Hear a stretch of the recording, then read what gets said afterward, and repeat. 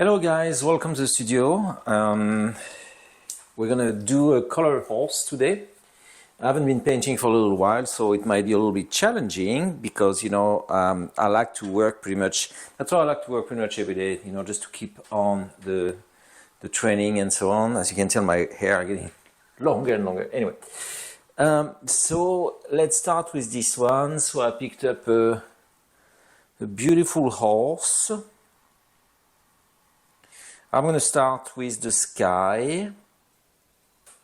So I'm mixing some white and light blue.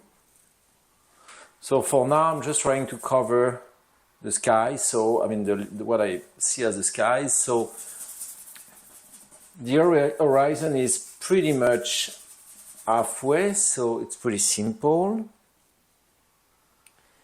Mixing more white as we get closer to the horizon. I feel there's some clouds, so it's a little bit lighter. Then we have the beautiful head. I'm not going to get right now into the detail of the horse. Once again, I'm just trying to paint the sky for now, using quite a lot of liquid, just to block the paper from being too absorbent.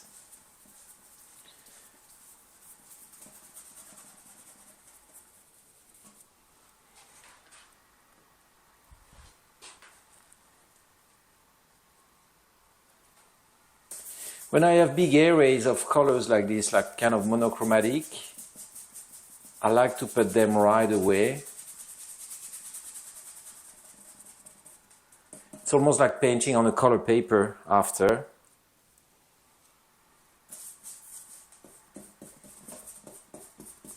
I can still do touch up in the skies if I don't have enough, so don't worry for now about the, I think there's a little blue here.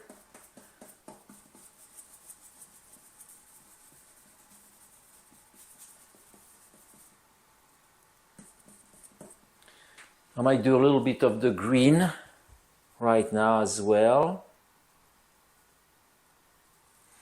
So I'm not paying too much attention so far to the horse itself.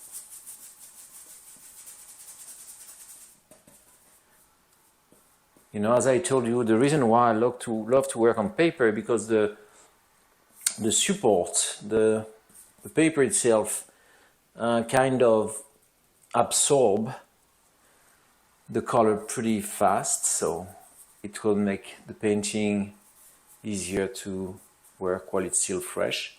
So you see I have a big contrast between the sky and the green. That means the green is pretty dark, so it's why I added some darker green in my lighter green. I've done it right now.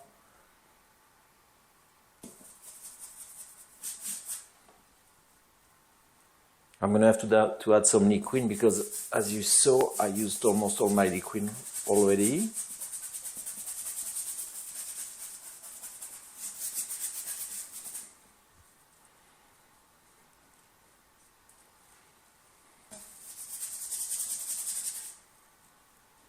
I feel the yellow is more, the green is more yellow in the center, so I'm going to add some yellow.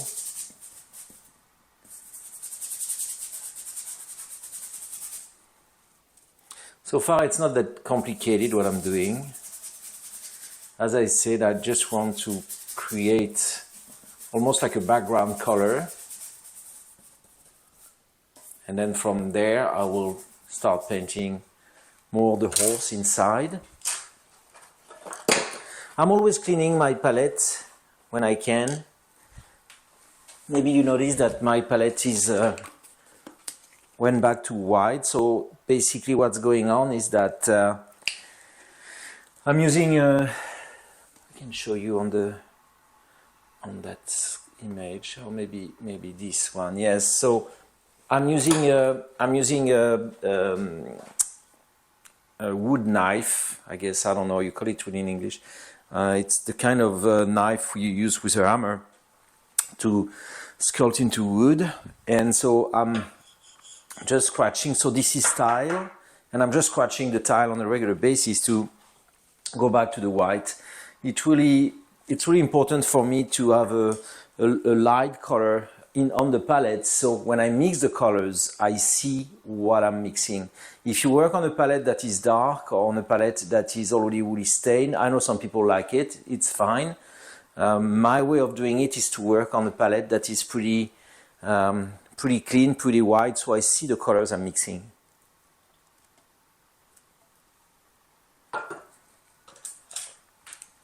I'm going to start drawing the horse, and I'm going to try to explain to you my approach, the way I do it. I mix some black because I'm going to start with the head. So I'm just going to try to locate things. I'm not going to try to overthink if it's a horse or something else. I'm just going to paint something pretty geometrical, just locating elements. For example, the back of the head where we have the hair, it's pretty much in the center here. And then it goes to a curve and goes up here. I feel that thing here is somewhere here and goes up here, and we have some stuff like this flying in the wind. Okay.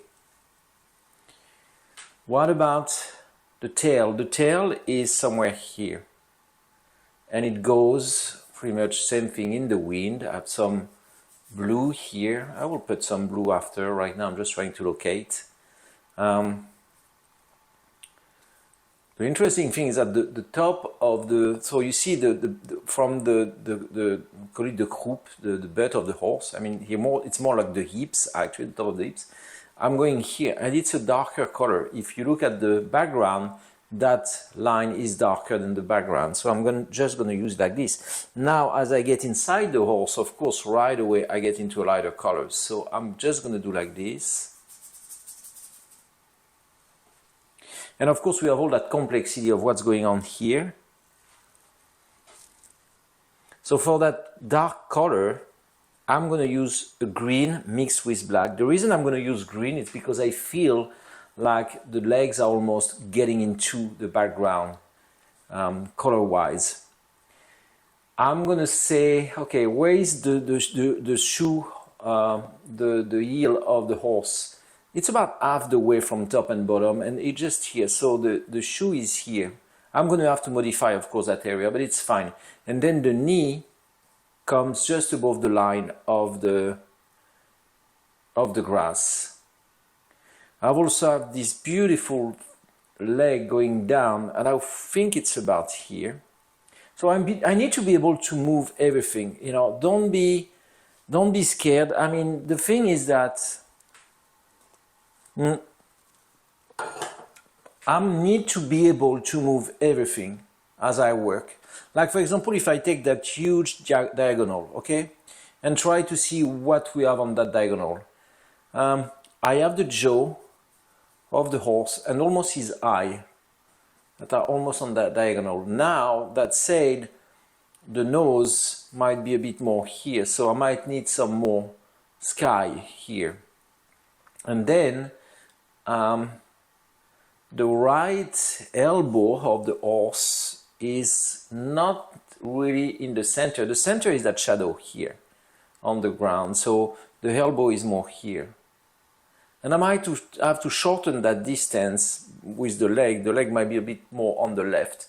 But once again, it's all about being able to move things as I'm painting them.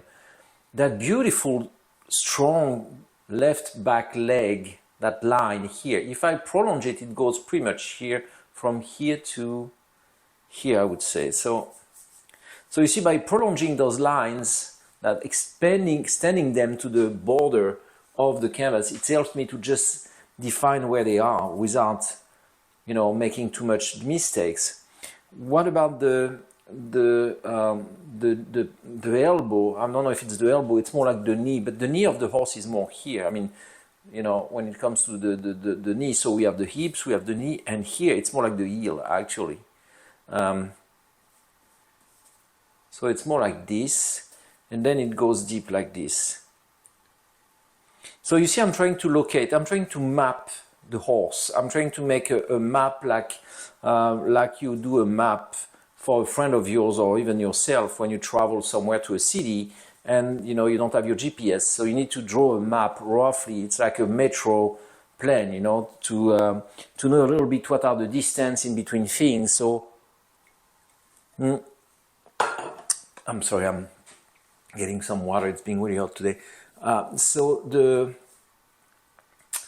the main thing is to try, as I said, to locate the elements. As I'm locating the elements, I'm also thinking about colors. Like here, it's more blue. So I'm just going to put some green blue like this. And I have that line here that is responding to that line here. And to that line here. So it's going to take you some time to get used to working like this, to mapping. You know, at the beginning it might sound a little bit overwhelming and so on. But if you follow those things, I mean, the way I'm teaching, the way I'm explaining, eventually you'll be able to draw pretty much anything you want. I feel that line is too far away. I went too far away on this side, so I will correct it. Once again, I have time.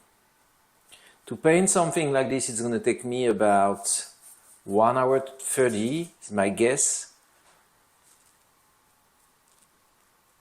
And it's just going to take that time, so, you know, don't get over patient, you know, like, just take time. It takes time to do a painting, and there's nothing we can do about it. It's just what it is. And trying to shorten that time, you know, thinking that you can do faster. Maybe some of you can, you know, but for most of us, the time we invest in a painting is also going to determine the result and the quality of the painting. Just take your time. Once again, you're mapping. So you see something, you just write it down. And I can work with two things. I can work with small lines, like, you know, all those little accents I'm putting. But I can also work with larger scale of colors, like, for example, the belly of the horse, which is more of a gray pink, more warm. So for now, I'm just going to use black and white. But at some point, I'm going to introduce a warmer color, maybe some violet.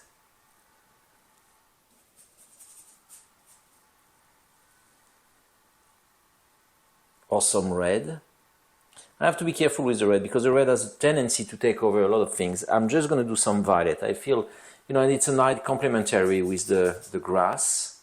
You know, violet is complementary of green.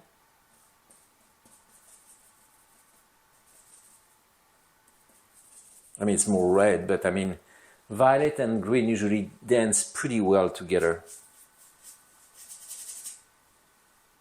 I'm sorry, I said the violet is complementary on green. It's not complementary, but to me, it's two colors that I've always felt that they were linked to each other. If you look at Matisse, for example, you will see a lot of his painting are green and violet. He used those two colors a lot because they just harmonize so well.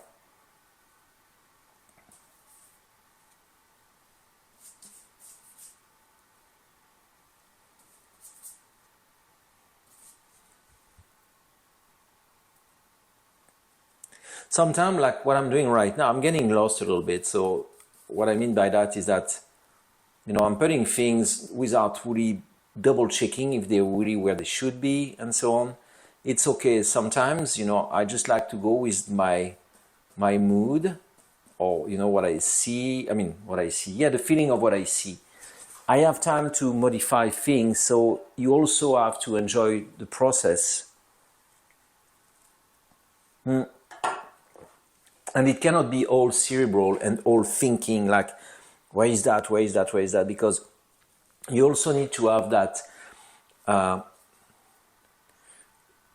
thing about what you're doing where you clearly have fun. You know, if you don't have fun painting, do something else. Because the viewer will know if you don't enjoy the process. And what's the point? If you don't like painting, if you don't enjoy painting, it's kind of silly to just do it, in some sort of a painful way. Now, on the other hand, getting frustrated because, what you're doing, you don't get the result you wish. What I mean by that is you might think that your painting is not good. That's something else that I can rely to, because, I always often think like this myself. But the pleasure is really important. It's really important that you enjoy the painting. So it's a back and forth between analytic and sensuality. The analytic is, at some point, I'm just going to look at the thing I'm doing and trying to see if I'm completely off, and then I will move things, or if I'm just getting closer and I just need to modify a couple of things. The connection between the legs, the bottom of the legs and the grass is pretty tricky, because we need to have something that is, how do you call it, blending. So in order to do that, I'm going to use some green. That I'm mixing with some yellow, and I'm just going to go like this. It's even a bit darker, so I'm going to take some green and blue.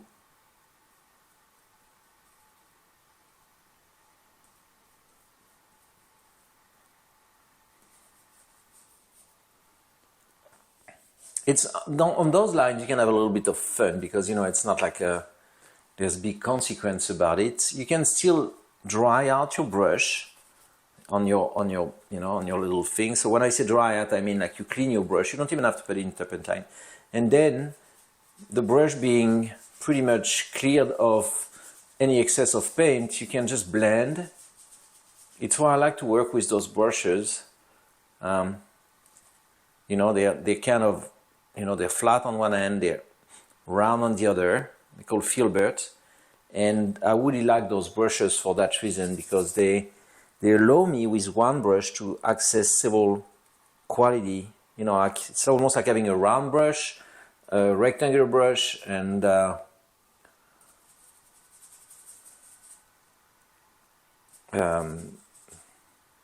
what else do we have? Rectangular, circle. Yeah, pretty much. So the filbert is a good mix of both. So as I said, I haven't painted for like, I was traveling. I haven't painting for a few days, and I can feel the challenge that it is to paint again. Almost like when you go work out and you don't work out for a couple of days, and then you go back to the gym and your body just say, oh my gosh, that's just too much weight. So you have to give yourself a break. I paint every day, usually, and I paint pretty much 60 hours a week. And I feel when I don't paint. So if you don't paint every day, which I believe is the case of most of you, because painting is still, for most people, a luxury or a pleasure or something we do, like it's not because you like to cook that you're going to own a restaurant. And it's the same thing for painting. So for me, it's clear that if I don't paint for several days, it's just difficult to get back to the easel and to paint again.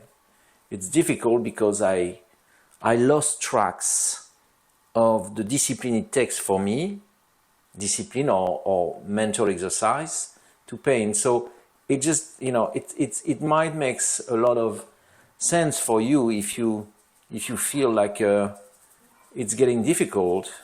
I'm sorry, that's my doggies that, I guess they heard something outside. For me, it's difficult if I don't paint for, a week and then I go back to painting. So if you feel the same, if you haven't painted for a little while and you get back to the canvas and you feel overwhelmed, there's nothing surprising about it. it usually, we should paint almost every day to keep the momentum. If we break that momentum, of course, it can turn into something really challenging to go back to the easel. If you paint once a week on your weekend just because you love it, it's great. And, you know, with just a couple of, you know, they're not tricks, but they're not either recipes, but they're just the way the old masters were working. So the way I'm teaching, or not teaching, but just presenting the way to paint.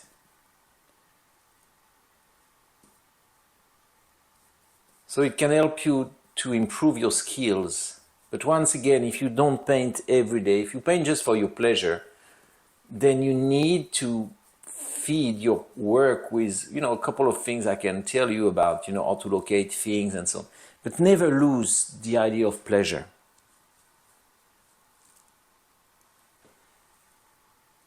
I'm still working a little bit on the background, you know, like those clouds. I think that some of those clouds are a bit greenish.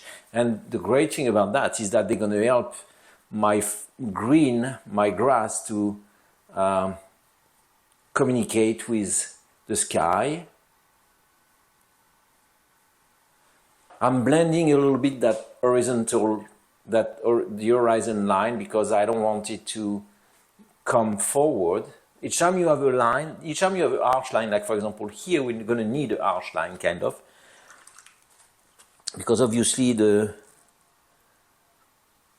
horse, the butt of the horse is really a strong part of that painting. You know, the thing is that when you look at an image like this, okay, why did I pick up an image like this? I picked it up because I like the composition, I like the colors, I like the dynamic of it. And that's what I need to catch. If I look too much at the image, I might lose the view, the vision that make me choose the image at first. And that's something really important to understand, is that at some point you can start, when you start a painting, for example, just takes a few seconds to write on the paper something, why you picked up that image. And then as you're painting it, you can listen to or read what you wrote. It's going to help you tremendously to remember why you love that image at the first sight. And it's the same thing, by the way, with our relationship with people. If we're able to write down on a piece of paper why we're so much in love with our spouse or friends and so on, it might help sometimes not to get mad at them when something, you know, unexpected comes and so on. And the same thing for painting.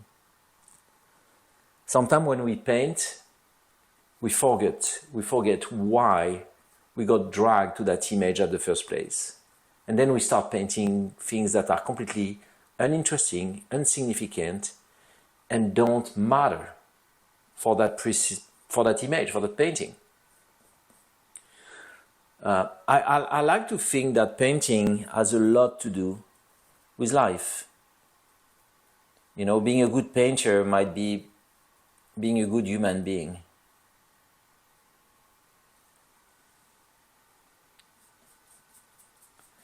You know, when we see what's going on in the world, or that craziness and so on, being an artist sometimes feels good, because we're trying to see the beauty of the world and its unicity. And it has nothing to do with figuration, abstraction, and so on.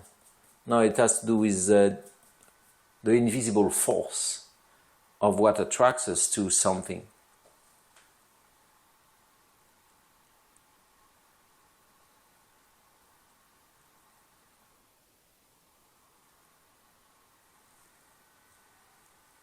I'm mixing some yellow orange for the tail.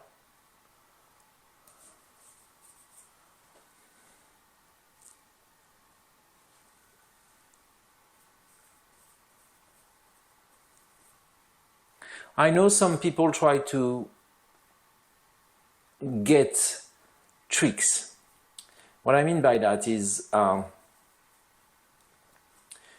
if I think about Bob Ross, you know, who is one of the mother of all the YouTube video teaching, well,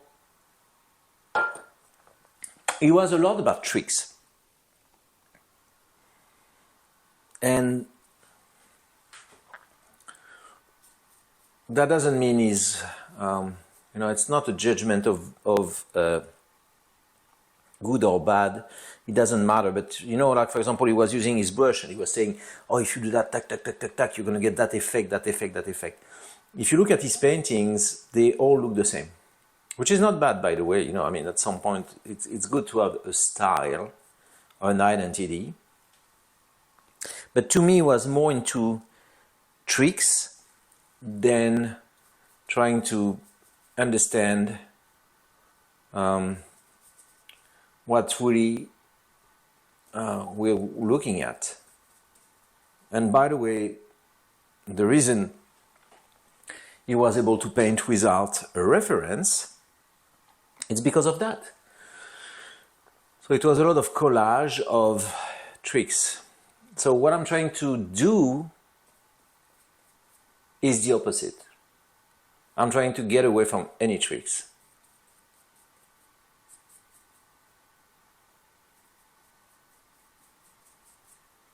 But once again, I really respect what he did, because he did it for a reason that is not the reason that motivates me to paint and to do things like this. What I'm trying to share with you is more a way to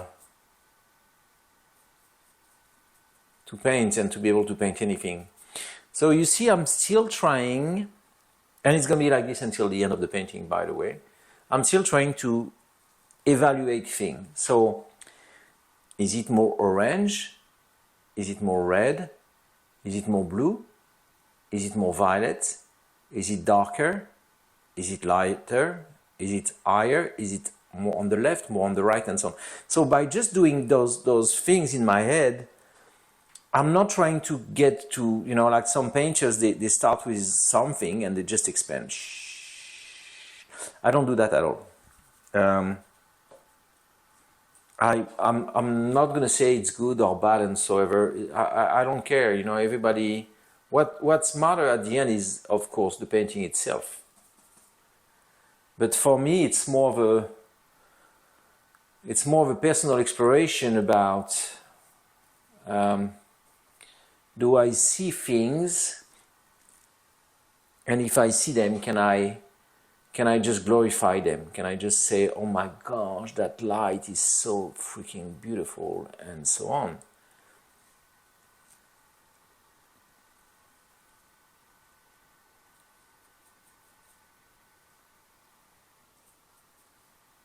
So I'm not going to tell you about, you know, anatomy, muscles, bones, structures, and so on.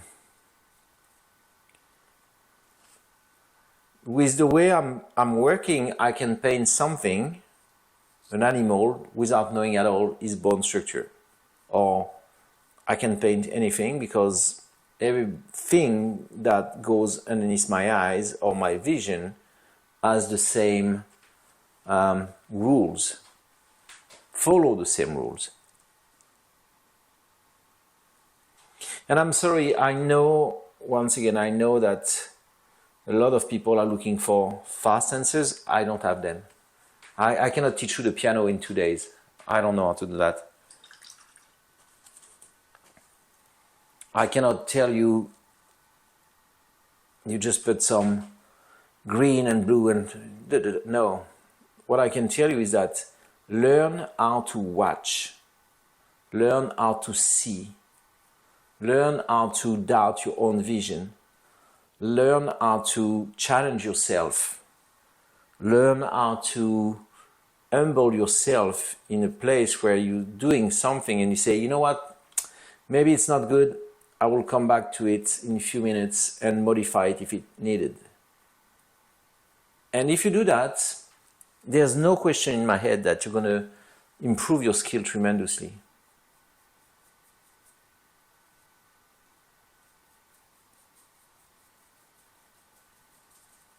And to be honest with you, the complexity of what's going on here is so huge. I cannot make it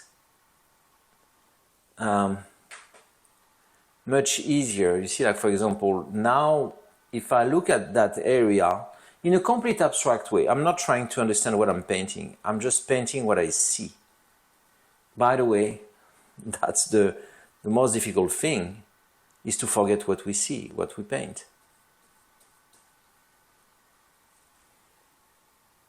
Because our brain is always trying to overrule us to make things understandable. Because we don't do well with things that are not understandable. And it's true for the painting, it's true for anything in life. We like to know what's going on.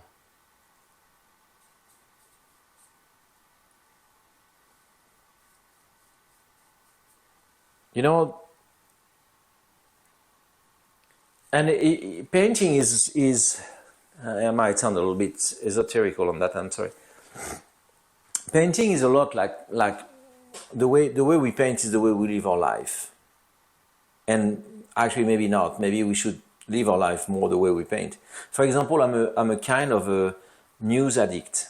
Like I read the news every day.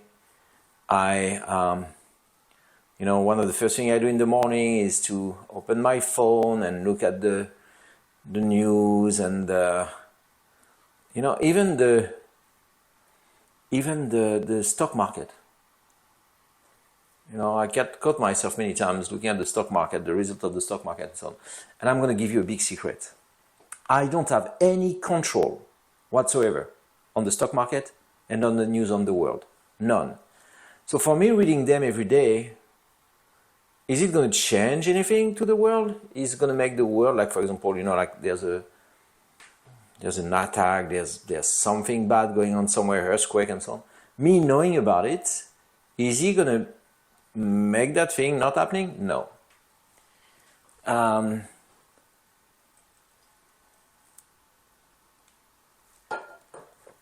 So maybe when we paint, we have to think this way as well. We have to think in the way, you know, we're just witnessing something. And we need to make peace with that. And you know, I've been painting for many years, and still to this day, I have so much to learn. I have much more to learn than what I know. There's no question about that. And I'm sure some agents will say, yes, you're right. It's okay. Yeah, I have more to learn than what I know.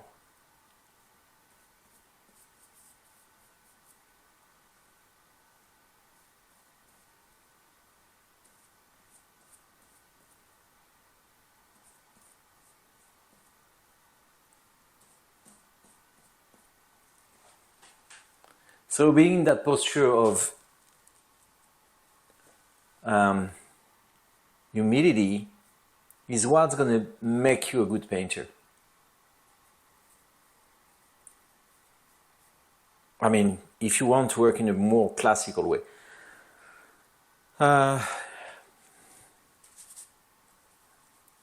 Art today has taken so many different shape, form, and so on. I don't have an absolute knowledge about what is good and what is bad. What I can tell you is one thing for sure, is that if someone tells you work is bad, they don't know more than you, whoever they are. Whoever they are. They can be a big gallerist in New York. They can be your neighbor who knows nothing about art and thinks your work is not good because it's not reflecting their taste and so on.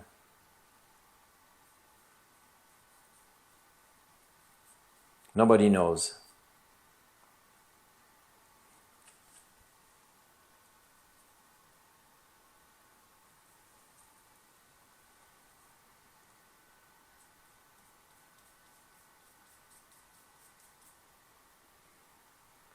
So you see, little by little, I'm building my church. You know, I'm the guy who does the little sculpture on the columns and put a little pavement on the ground and so on. So you need to feel the same way. In order to be a great architect, you need to have a vision, a global vision. After what's happening on the ground level is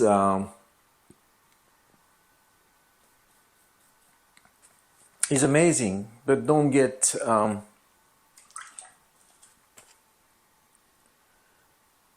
too frustrated if your painting doesn't fit your desires.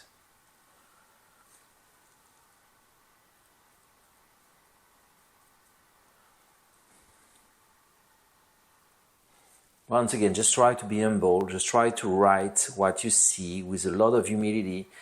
You know, learning how to be humble is of course one of the biggest challenge anybody can face.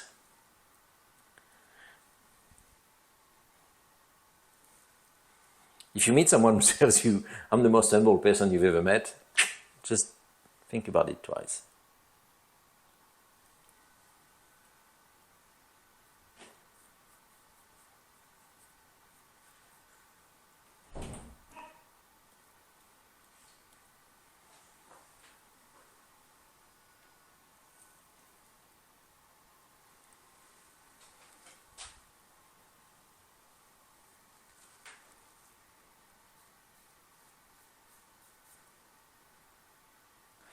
And you see what I'm doing, I'm still trying to position things regards to one another. And as I say, I haven't painted for several days, so it's almost for me right now like it's really challenging, it's really difficult because I need to trust myself.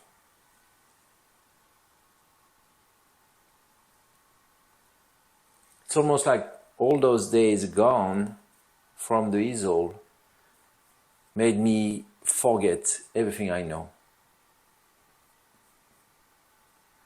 And of course it's not true. But it's how I feel.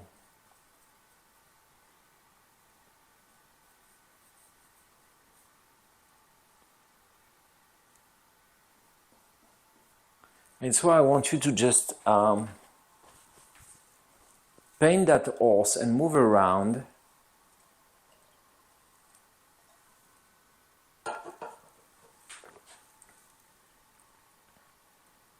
And I know my approach is pretty confusing because, you know, once again, I'm not giving you tricks. I'm not telling you, oh, you take that color, you mix them together, you put them on your palette and, you know, it's going to work for everything. No, I can't do that. All I can do is to show you how I do it. How calm I am, because I know that if I spend enough time and if I respect that image and if I don't put myself in front of it, like I'm right, but if I do the way around, if I say I'm wrong, then I'm just going to change things. Like for example, you see I saw some blue here. It might not be exactly the color, but it was definitely more blue than I put it before. So, you know, I change it. And it seemed not good. By the way, it will never be good. And even a photo, I have to talk about, you know, I have to do a video about that, because a lot of people, they say, oh, you know, if you work from a photo, the painting is going to look like the photo. What's the point? Even a photo doesn't look like a photo, actually. It depends on the lens, it depends on so many things.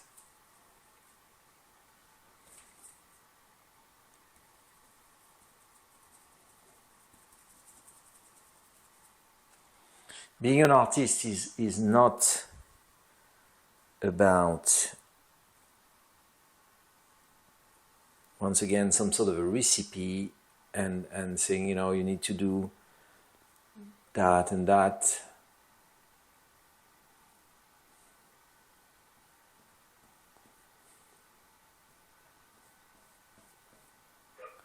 I think being an artist is also about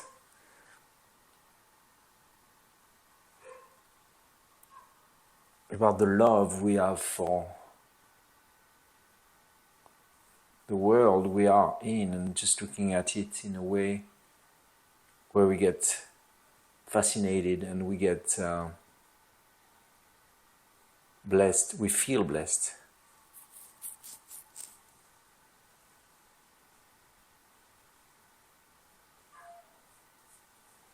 There was an interview by Frank Zappa, who I absolutely adore. He was talking about being remembered, and he said, the interviewer was saying, do you care about being remembered? And he said, I don't give a damn.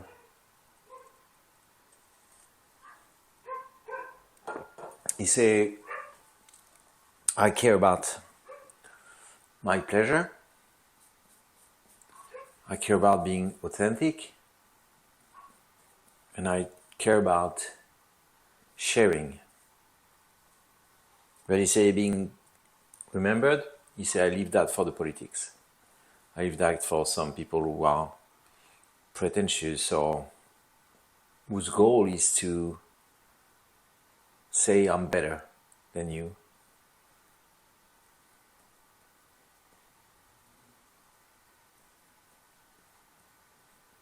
Do we need to be better than other people to be a good artist? That's a tricky question, talking about tricks.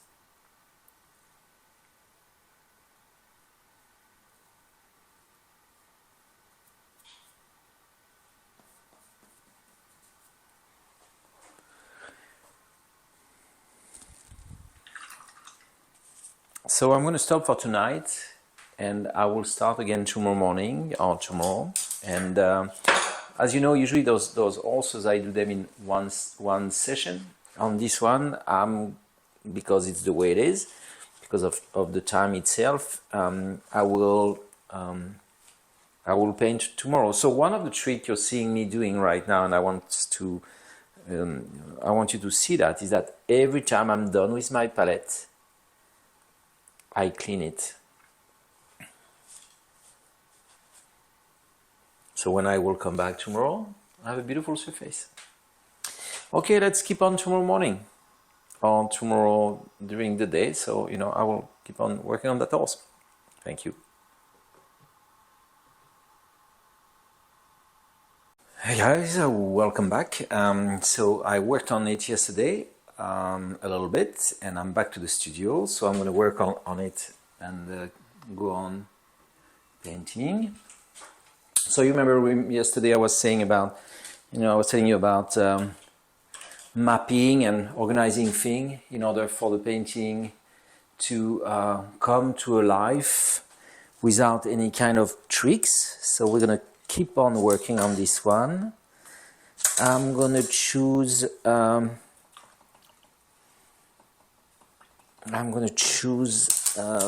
I believe this brush, yes, so it's number 6 or 8, let me make sure so I can tell you that. It's number 6, and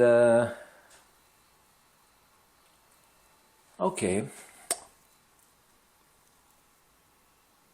so I'm going to try to restructure the drawing a little bit. So for example, the neck, that little thing here in the neck, if I prolong it, it's parallel a little bit with that, like this, but it's going pretty much here. So I'm pretty fine with that line. I'm going to mix my black with some blue. Those black might be a bit too strong. Some blue and some green, just to create what I was talking about yesterday, some sort of a cold black, I'm sorry. That line here, you see, or this line is talking, kind of. When I say talking, I mean it's interacting with the belly of the horse. So we have definitely a line going from here to here, and then I have the line from the chest here, So you see, I'm just trying to locate those lines regard to other lines. So I just relate them. This one is a bit higher, maybe, like this. Same thing, I'm trying to understand, you know, if it's a positive curve or a negative curve. What I mean by that, like, for example, this is a negative curve. So it's like a circle but outside of the shape, and this is a positive curve. So the circle is inside of the shape. So by looking precisely at all those curves, I can understand if they're negative. So that means if they're inside, if they're outside, so like this or like this.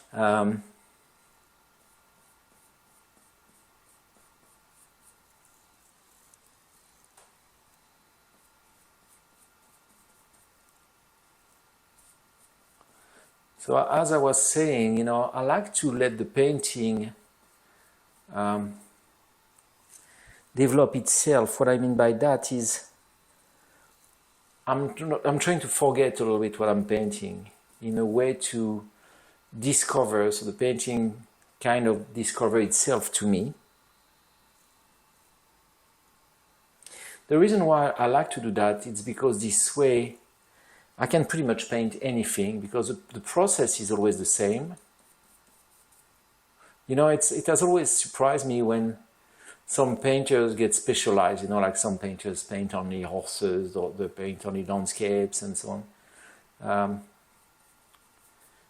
To me, once you understand the process, you can paint pretty much anything. You don't have to limit yourself to one thing. If you limit yourself to one thing, I'm wondering if it's not because you're applying some sort of a trick more than an understanding of the painting itself.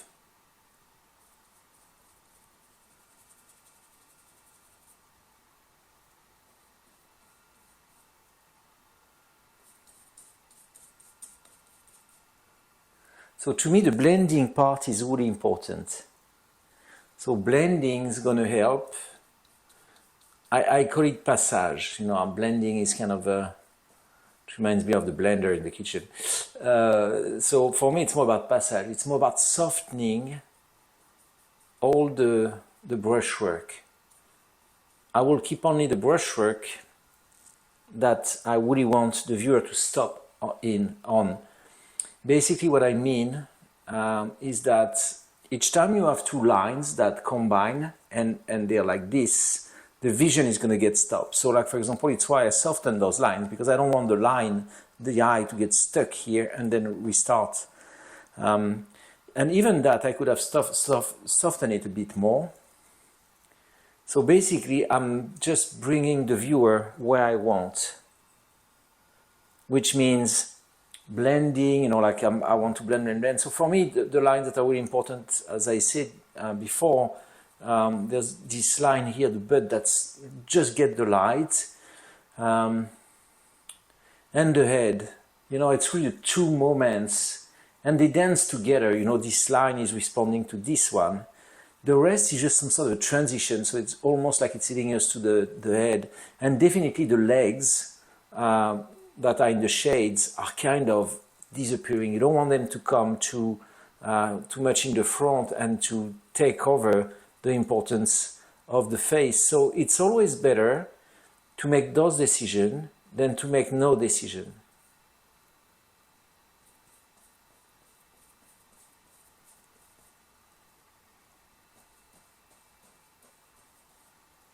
So you see, it's why I'm putting the legs in the back are not black. They might look much darker, yes, but they're not black. If I paint them black, they're going to come in the front. So I'd rather, you know, paint them with a little bit more of a lighter black. So as I said, it's more to me of a green, blue, black. So like this, I will make sure that they don't come in front.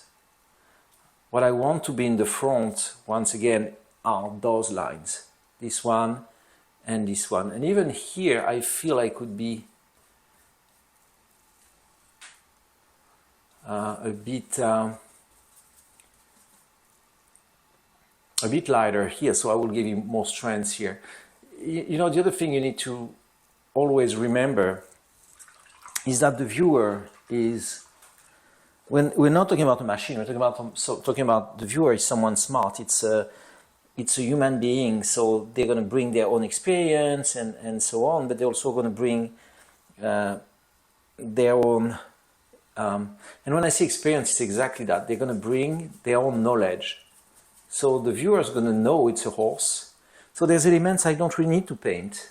If you have followed some of my previous lesson, I talked about, or tutorial or whatever we call them, I talked about Rembrandt, who often doesn't paint his hands in his self-portrait. You know, he barely paints them. The reason why he does that, it's not because he doesn't know how to paint hands, it's because he doesn't want the attention of the viewer to be on his hands, but on his eyes. When you work on commission, you can, not always you can do that, because the commissioner might say, why don't you paint my hands? It's because you don't know how to paint hands. So sometimes it's tricky, but on the other hand, when I do portraits, I always try to focus on really what's important. And what's important is not necessarily the end of the model or some detail in the background, it's the face. So it's pretty much the same thing. I'm doing a portrait of this horse, and I need to figure out what is important.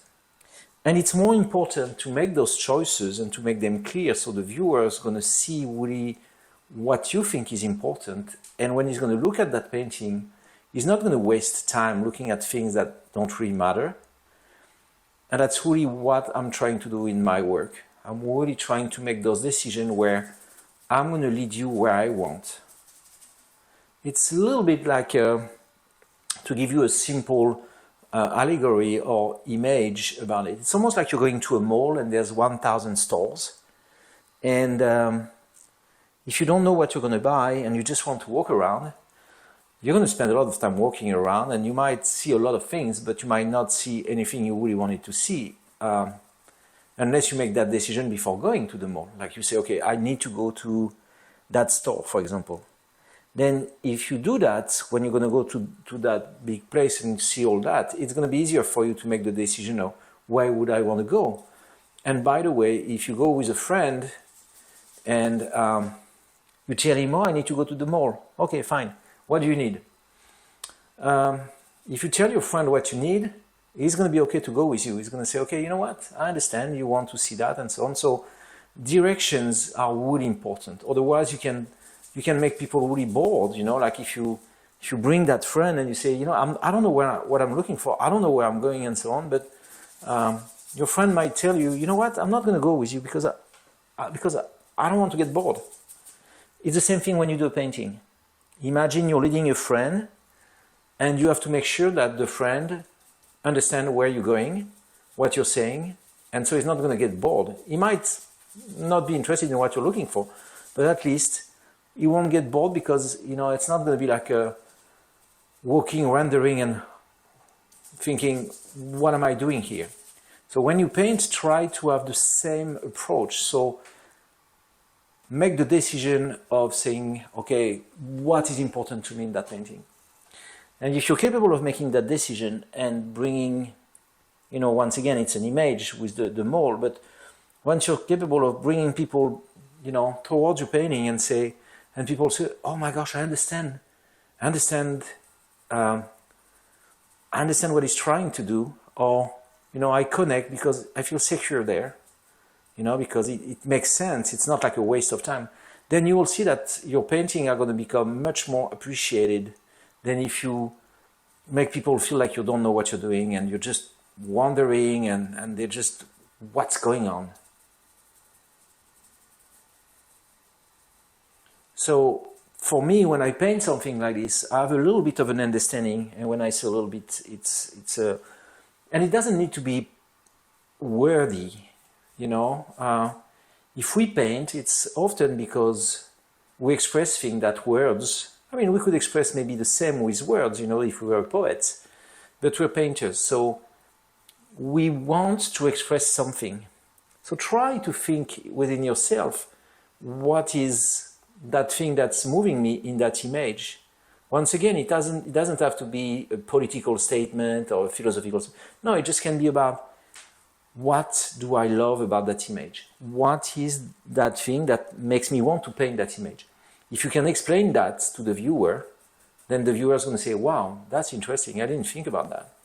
And then he will come along, he will come with you in that voyage, in that trip that you're trying to take in that painting. For me, it's the experience of light. For me, it's the experience of it's the experience of kind of understanding what is really important and what is not. And that's really the message in my painting, in my portrait and so on. It just what is really, and once again, it doesn't have to be something so intellectual. It can be something really sensitive. You don't have to explain, but when you start painting, try to question yourself about why do I choose that image? I mean, for those horses, for me, the reason why I've chosen those horses to paint with you is because I know that the horse combine a lot of different things that interest me and that I want to share with you, which is dynamic, muscle mass, light, shyness on the skin, you know, because those animals have a beautiful coat that can be really shiny. So all those things is what I want to talk about.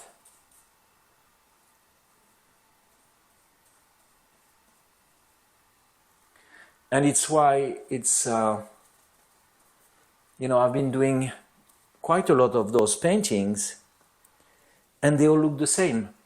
Of course, they not all look like the same horse, but the way they painted and so on looks the same because I know what I'm saying, because I kind of say always the same thing. So of course the painting looks the same. So I don't have to really, you know, we live in a time right now where it's, you know, a lot of idea about artists having a style, something that you can recognize from the distance, you know, like you walk in a museum, you see a Andy Warhol or whatever, and from 50 yards, you know, it's a Andy Warhol. And do I love the work of Andy Warhol, by the way? Yes, absolutely. So, you know, it's not criticism I'm saying, it just, Andy Warhol was part of a time where artists needed a strong style. It's also linked to our society of consumerism. You know, it's why the Louis Vuitton bag have those pattern on the fabric, so you know it's a Louis Vuitton bag, and people buy them because other people are going to know it's a Louis Vuitton. So we did about the same. I mean, it's about the same thing in the art world. Does it mean that there's no other way? I'm not sure, honestly. You know, I think branding is okay, but sometimes branding is more difficult. Like Louis Vuitton bag, it's easy to recognize because it's written. Now to recognize a Saint Laurent bag or Chanel or something might be more difficult. I mean, they have some little signs, but it's not as obvious as a Vuitton. It's the same thing for painters, you know. Some painters are really obvious to know what it is, and some other painter it's more difficult. It requires more knowledge of the painter, of his work. It's pretty true with the old masters, you know, when you go to a gallery of the painter from the 16 or whatever, and sometimes it's just difficult to make a difference between Rubens and someone from the same era and so on, because those different branding is not as obvious as we have today. So you see, I'm trying to put some, like for example, here I have a lighter white. You know, for me, one of the lightest points is here and in the mouth as well. And I'm always trying to connect one thing with the other. I mean, nothing exists without what's surrounding it. So try always to connect things with the rest of the painting. Don't think in terms of, I'm painting the neck and I'm not going to look at anything else. No, in the neck, I have a range of color that is from there to there, you know, and I need to compare it with the colors I have here or here and so on, and just orchestrate the whole thing, because if I want to paint that horse, if I want to be close to the beauty of that image particularly, which is a unique image, You know, it's there's no other horse like this in the world. And on top of that, there's no other photo of that horse with exactly the same light and so on. So everything is so unique. When you think about it, for example, one of the things that I think is the most fascinating is that all the trees in the world, since the origin of the world, we're talking about billions of years, there was no tree, not even two, that were the same. I think that's fascinating to think about, you know, like everything is so unique. So sometimes by using a style, we try to compress everything to fit into our style, while I don't know if it's the right thing to do.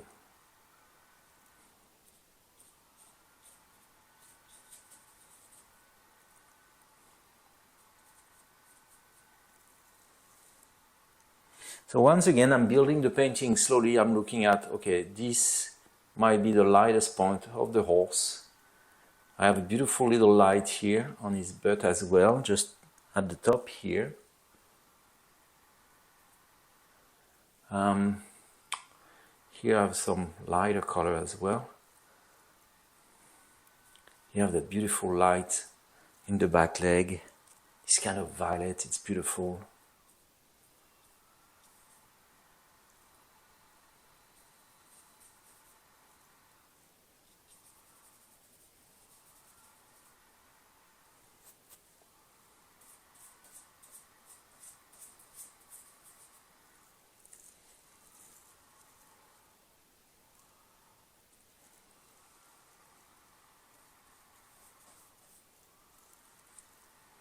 And you see, without, I mean, it's an effort, don't make me wrong, but I'm trying to make the thing pretty effortlessly. You know, I'm working with those colors, like, you know, I don't know if you see it on the camera, but here I have a violet, an orange, a green, and I love this kind of thing. And I'm not painting those things, you know, thinking they don't exist. They really exist. I see them.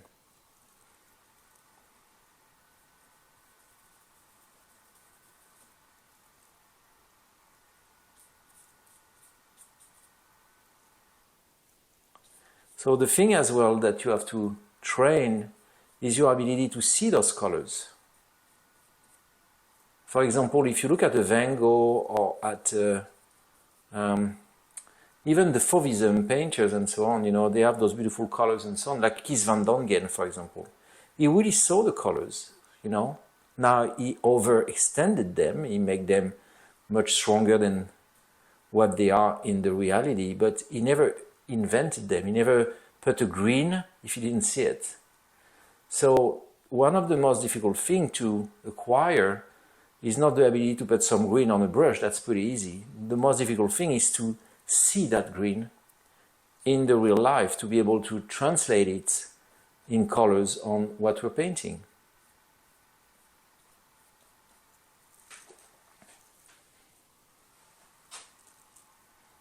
I'm getting there little by little.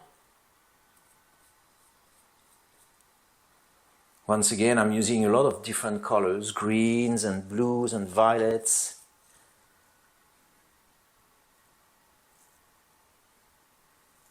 And we don't have to be a faux of a Fauvism, you know, like a kind of a Matisse or a Gauguin or whatever, to really use colors.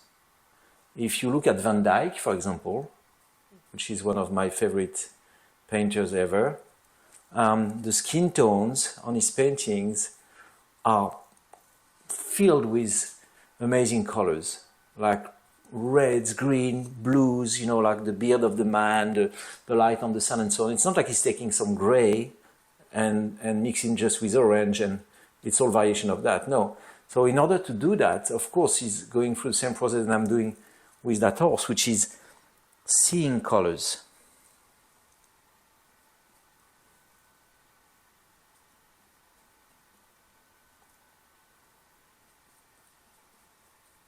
And that process can be done anytime. You don't need to be facing your easel to train your eyes for that. You can be in vacation, you can be working, you can be, and just, as soon as you have a little time, just try to look at something and try to say, okay, what's the color on that thing? How is it made and so on? And, I really do think that painting is not necessarily only holding a brush. You can be a painter without painting. It's more of a way to see the world than just a way of playing with colors or things like this. You can do that. The great thing about the new TVs is that the colors and so on are really easy to see. So when you watch a movie on TV, try a little once in a while, just try to see it as something really flat, like almost like a painting, and just try to see the harmony of the colors. That's a really good exercise.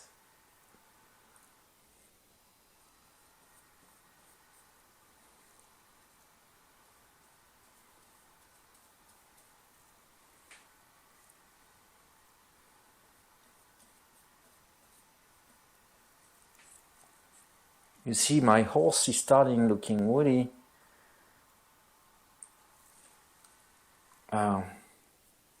might sound a bit pretentious, but I think it's not looking pretty good.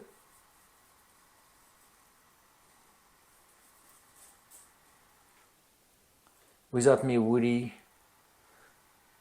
I would say suffering, but I don't know if suffering is the right word, but I mean like struggling, I just, it's a balade, it's a trip, it's a little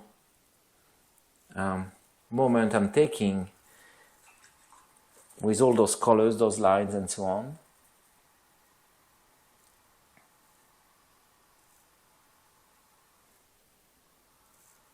So there's a little trick about all that.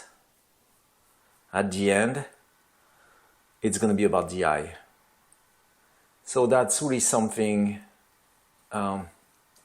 difficult, because if you fail on the eye, the whole animal might turn into, it's not something great. I mean, the whole painting. But I will tell you, it's the same thing for a portrait. Portraits are 80% in the eye, in the eyes. So if you make the eyes look good, there's a lot of chance that your painting is going to look great. Now, if you make the eyes not look good, then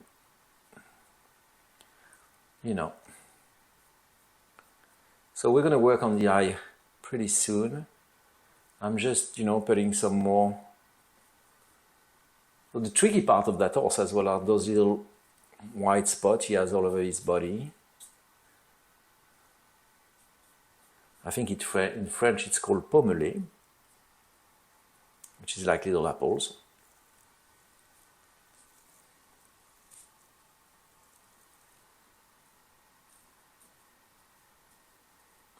And you see, I've seen, like, for example, on this leg, I'm more interested in that relationship between the nose and the empty space, the negative space, whatever we call them, which are the space around the horse and not the space inside the horse.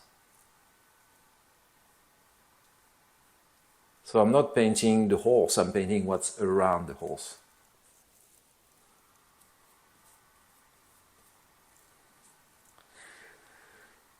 Okay, let's work now, because I feel I'm almost done.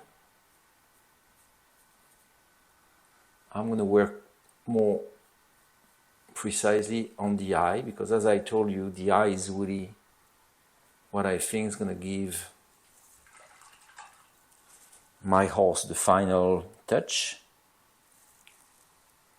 You see I have that beautiful shape here of the sky, and if you paint that shape without thinking about what's going around, if you just focus on that thing and you just paint it, there's a chance that what's surrounding is going to be okay.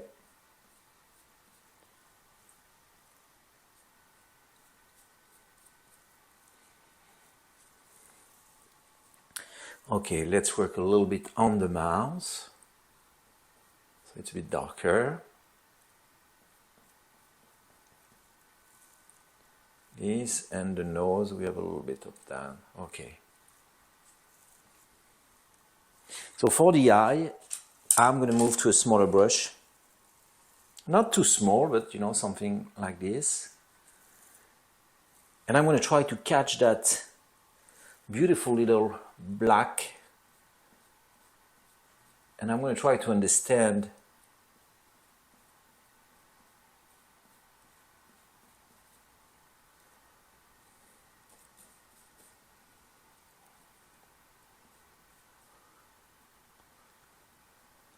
and once again, remember the lesson of Rembrandt. What's important is more the position of the eye than the eye itself. The viewer will just come up to a conclusion that if there's a darker area just here, it's pretty sure it's his eye. And then the viewer is going to make all the intellectual process of reading it as an eye as well. Anyway, I'm going to be honest with you. It's not an eye, because if I do that with my brush, I'm not going to poke it. So it's flat. So everything I'm doing is some sort of an illusion. I'm using symbols, brushwork, to create the image.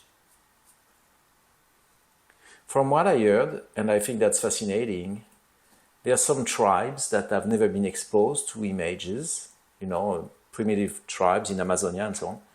If you show them something like this, they're not going to read it's a horse. They're going to read it as something completely abstract. It's why they cannot see their image in a mirror. The only mirror they have is water. And sometimes they don't really have bowls or containers, so they don't even have any idea of what is a flat surface of water.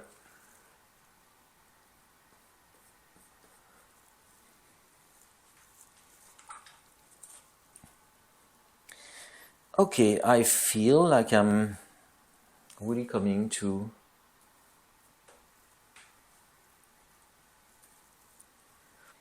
the end of my painting.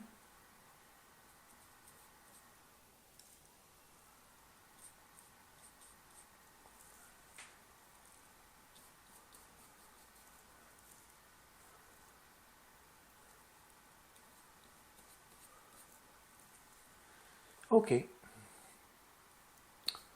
You know, once again, I could work for days on something like this. The only moment where you know how to stop is where you feel like, regards to, you know, what I wanted to do, am I close or not? So, you know, we can have a talk eventually about what it means to finish a painting. That's a complicated subject, to say the least.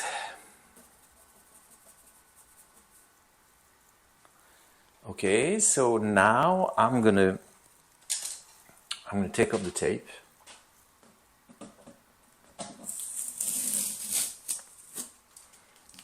So for the ones who've seen some of my videos already, you know I really love to work on paper because it's not an expensive